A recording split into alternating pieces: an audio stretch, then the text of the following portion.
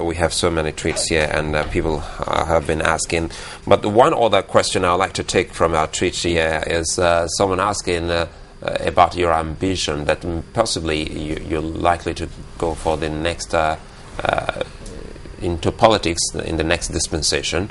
Is there anything like that? Because people are trying to see how they can, if there's a nexus with your ambition, politically speaking, and what exactly is happening now.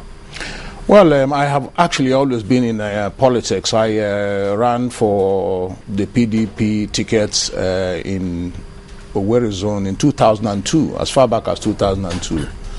Between 2002 and now, I haven't really put myself up for any particular elective office. But 2015, one doesn't really know.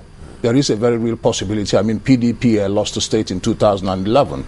And if PDP is looking for credible people to carry his banner in 2015, if they think that I have what it takes, and if God gives us life and gives us capacity at that time, it might well be the case that we will indeed put ourselves forward for consideration for that position.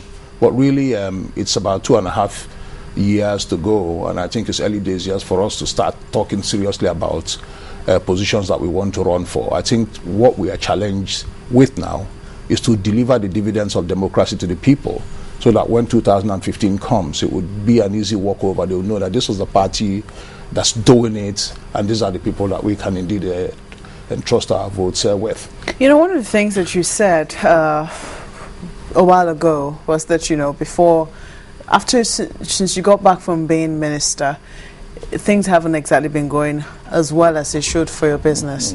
Can you give us, say, clear figures? You know, what some of those things are? Yeah, I mean, I told you that we are operating in an environment where we are not really at liberty to determine the quantity of products that we can trade through our fixed facilities. But hasn't that always been the case? Yeah, but then there is the issue of cargoes that are allocated to you. We trade 3 classes of products. PMS, and that is the allocations are gotten from the pp.IV. We trade kerosene, and we trade gas oil. Gas oil is fully deregulated, so let's concentrate on PMS. I have facilities there to process about 60,000 tons of PMS through 1 tank ton. I can do 2 tank tons in a month, so I can do 120,000 tons. But every time that we have gone to the pp.IV to get an allocation, we've had a situation where they allocated only 15,000 tons to us, and that's for 3 months. And I'm telling you that we can do 120,000 tons in 1 month. You know, no, we can do 60,000 tons in 1 month. So that leaves us really struggling, because the more we sell, it's a low margin business, then we're able to generate enough money to cover our costs and pay the huge debts that we owe. But we haven't always been getting those allocations. When it comes to the DPK, which is the kerosene, which is the high margin product, we also rarely ever get a fair allocation, because other people get, and every time we go there and say, where's our own share? They say, well, you didn't get it this time. So this is the problem that we have to face all the time. But isn't this because there is a new regime in the markets? Because, I mean, if you paint the scenario before now, and after the subsidy protest, was it the case before the subsidy protest? Or? Well, we noticed that we just weren't getting our fair share of the products on the market to sell before the subsidy protests. And then after before the subsidy protest? Of course. And this is not just about you. I mean, did other marketers complain about this? No. I mean, if you are getting better than other people, why would you complain? The person who will complain is the person who's not getting. So we are one of those who are holding the short end of the stick all the time. So that is the problem that we have to live with. So after the subsidy, of course, that really wasn't the issues, because basically what that did was to trap our trading funds, you know, and they still remain entrapped.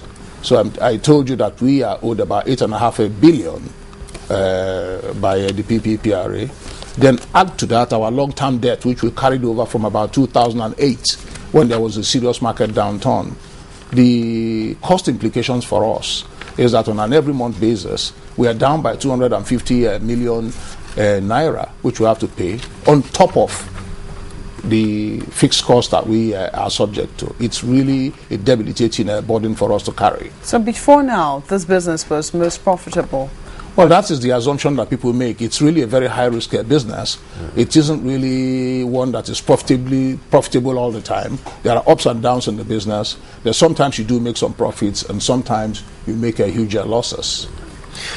Well, before I continue at this point, I'd like to let our viewers know that we tried all through yesterday to get the Director General of NIMASA on this program. He has an important meeting to attend, but he actually sent his representatives, and they were here this morning, but they just left the studios saying they can't appear on the program again. Well, let's hope that they got to get back and let the Nigerian people know why they decided to come and turned around not to come on the program. That's NIMASA.